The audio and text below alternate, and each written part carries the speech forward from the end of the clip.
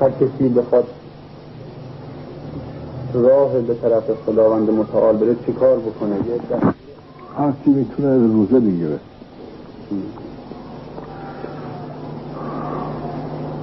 عزت از مردم، بله،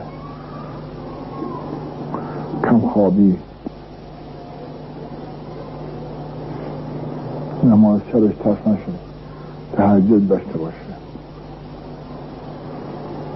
سجده یونس رو داشته باشه، به عددی 400 کمالین 3000. عجب. دستوری برای قرب به امام زمان علیه السلام، خلوت با حضرت، روز 1 ساعت در حضرت خلوت کنه، اینجای خلوت توجه به حضرت بشه، زیارت سلام علی آل یاسین را بخونه، بعدم زیاد بگه یا صاحب الزمان عرفنی یا صاحب الزمان ادرکنی المستعان بك ابن الحسن، زیاد بگه، توسل بکنه بهش، خود رفاقت پیدا میشه.